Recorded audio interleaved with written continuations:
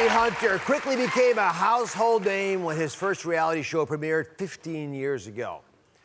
By his count, he's captured over 6,000 fugitives throughout his career. It's a lot of people. But this year, he faced his toughest challenge yet. Take a look. Since 2004, Dog the Bounty Hunter and his wife Beth have brought America on wild manhunts. Bring me the dog. Intense standoffs, huge drug busts, all to catch those who jump bail. Let's go. There's a manhunt now. After a stint behind bars, a young Dwayne Chapman, better known as Dog, found his life's mission to follow the devil's herd and become a bail bondsman. You're going to jail. He married Beth, and as a dynamic duo, Dog and Beth chased criminals throughout Hawaii and Colorado and grew their family, many of whom have followed in the family business. Over a decade on television, countless criminals brought to justice, and 30 years together, Dog and Beth faced their last great challenge. Beth was diagnosed with throat cancer. It eventually spread to her lungs, and she passed away on June 26th. She was our lion tamer, the Chapman families. I cannot believe that she's gone. This is not possible. I want to wake up from a dream. You okay? Yes. Thank you for being here. Thank you for having me. You are my doctor, Oz. I'm sorry. Thank you, brother. I'm honored to play that role. I want to talk about you, about Yes, your beautiful sir. wife, and some of the things that have gone on in your life. You called her the heart and soul of your operation. Yes, sir. What does she mean to you, and how are you doing today? Two questions, right? Yeah. Well, I was the boss. I am the boss now. And she was my everything. And I'm trying to make it. I keep having dreams, her in heaven. And the last one I had, she was watering a garden. And I snuck up behind her. I used to do that a lot. And she turned around and said, "Big Daddy, what took you so long?" So I'm trying to stay here. Well, you got a role to play. And I was looking at some of the social media feeds, and she tweeted a beautiful little note about how she was getting through life. She was heading to the beach in Hawaii, and 2 weeks later, she was gone. Yes. And that's fast. And your daughter's opened up about the difficult final few weeks of her life. There's a Survivor Net website that talks to survivors. Yes, sir. Was she choking on her cancer? Is that what you felt was happening? Well, what happened was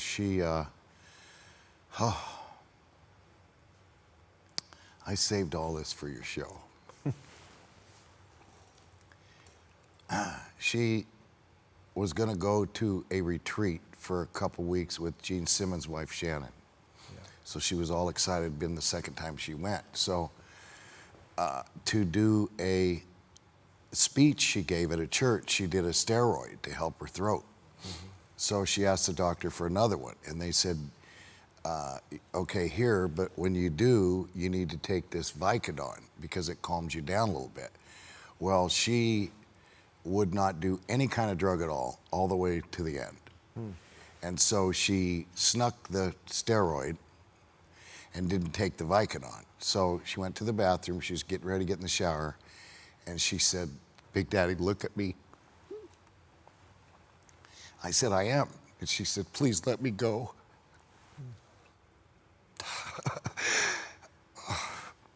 I kept saying, "I'm not gonna let you die.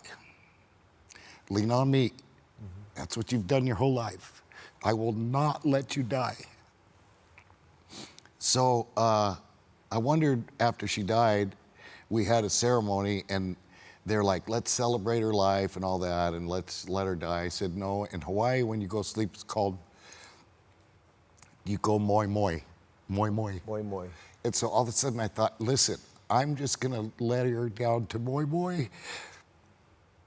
And I didn't realize what I was doing for about a week later. I didn't and won't let her die. So I kept my word. She didn't die, she went to sleep, as the Bible says, in the Lord. Mm-hmm. So, her toothbrush is still there today. We were not ready for that to happen. When the doctor came over, she was talking about going on this trip in 21 days, and the doctor said, "Beth, you won't be here in 21 days. Then she said, if you weren't doing the THC and the CBD oil, you'd have been dead 6 months ago. And she started feeling really good, right?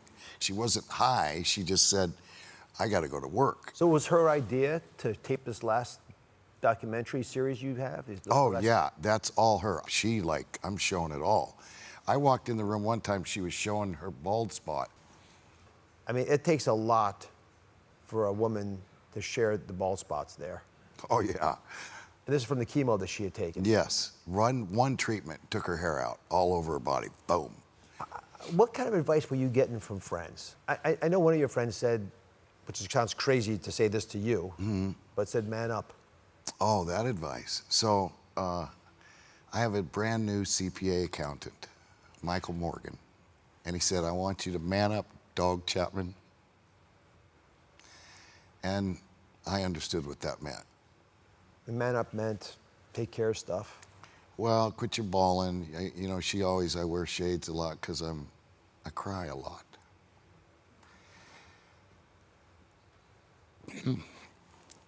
She used to call me the crybaby bounty hunter. Yeah, I could laugh. But so that meant shut up, quit your crying to me, because that's what she would have meant with it. That's hard to do. More with Dog the Bounty Hunter after this. You know, I'm a little bit concerned about if they start using mace or pepper ball guns or things like that. Those things are definitely very, very harmful to me right now. So, you know, there's a lot to think about, but I don't want to be that person that's laying in that bed. I don't want to be that person. If I'm going to die, I'm going to die in my boots. Really a beautiful woman. Thank you. Oh, God. Inside and out. That was Beth Chapman opening up about her cancer battle on the new show, Dogs Most Wanted. It's an action-packed show, but it also documents Beth's final months alive. Dog, you've seen death, you've seen pain. Yes, sir. How has the loss of Beth affected your views on death? Well, I don't know if you can say for sure there's a God. I mean, some people, Christians, there is for sure a bull crap. How you know? I'm hoping 100% that there is. And if there is, probably so, then I'm going to see her again. Have you seen her since she's passed? I think I feel her. I feel her a lot. I feel little things that she said. She had 30 million hits. 30 million hits on a segment. And I walked outside and I go, all right, you won. And we competed all the time. So for me to say you won was, she knows that I lost. But yeah, she had more fans than I have. I never do that. You feel lost now? So I've heard that things get better. To me, they're getting worse.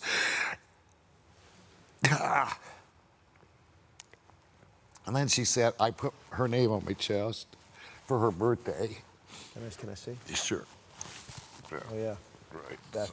Yeah. So she said, Big Daddy, are you going to take my name off your chest? I go, are you stupid?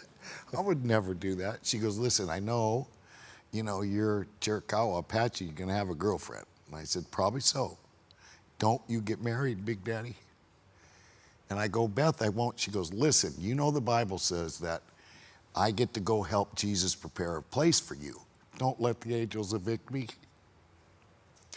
Whew, that's pretty heavy, right? Yeah. So I've told all my children, I'm never getting married again. And I'm raised in the area where if you have a girlfriend and you're having sex and sleeping with her and you're not married and Jesus comes, you're going to have a problem, right? Yeah. Right? So I'm just asking the Lord, just, forgive that part, because I can't do that. So one of the hardest things, I'm a heart surgeon. Yes, so sir. One of the unfortunate realities of heart surgery is not everyone makes it. Right. So I've got to deal with grief, and folks who've been married for a long time, love each other dearly, and one member passes. And too often, the spouse follows along. Follows quick, right. Yeah, I mean, a lot more than you'd want to be true. And a lot of what will define you is how you're going to cope with this, especially over this next year. So this month, this will be the first, her birthday's coming up, right, next month? October 29th, yes, sir. First time without her. So how you celebrate that, how you remember her is going to be important. And she was a pretty big holiday person. So how do you celebrate the holidays without the holiday maven? Well, every holiday. She was not Irish and she celebrated St. Patrick's Day, okay? So I know that I have to do holidays in her name because that's how she was. The last Christmas doesn't it seem like a month ago? Yeah. And she said, honey, this is my last Christmas with you. So I was having a problem. And so you're trying to make sense of why it all happened. Yeah, and we had two ceremonies, one in Hawaii and one in Colorado. And that's the first time I've ever said this. I had David, my brother, take ashes from the barbecuer. And I spread them on the ocean because I didn't want to throw them ashes away. They said, you got to give them. I said, I ain't going to throw them away. I'm not going to spread that all over. Where I wouldn't have anything of her. So the ashes are staying in the box. I'm not going to scatter them like all these people want to do. But I was in prison in the 70s. And I told my mama, I need a woman. Mom said, go to God and pray. I prayed, I said, I am lonesome. I need to love someone. I don't want it to be my dog. I need a woman, Lord. And lo and behold, a week later, I bonded out Beth for stealing 2 lemons at a Safeway. Is that how you met her? Yes. And she says, when she saw me, she looked at me and she said, oh yes, he will be mine. And so yeah. And so I went to her with everything. I confessed too much. And I said things to her. I never was away from Bethy over 7 days maybe, and the whole relationship. Because she was so Beth. Where are you at? I go get my hair done. She's like, you've been there an hour. I miss you, Big Daddy. Where are you? She burglarized my phone. No, she put trackers on me. Oh, I've got all that going on. I thought I was the only guy with that. I would find my friends.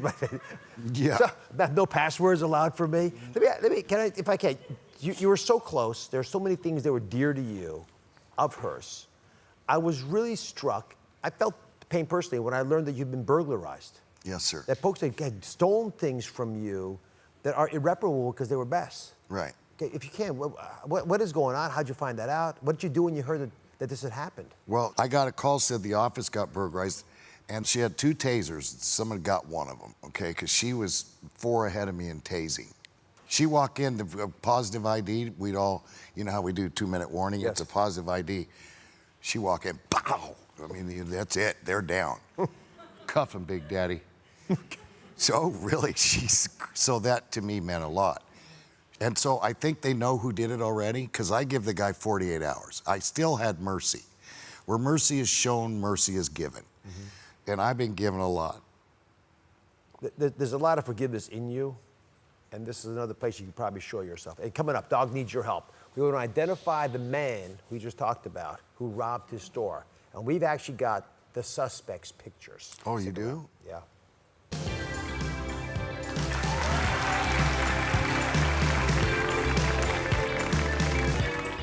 Be sure to subscribe to my channel so you don't miss anything. And remember to check back often to see what's new.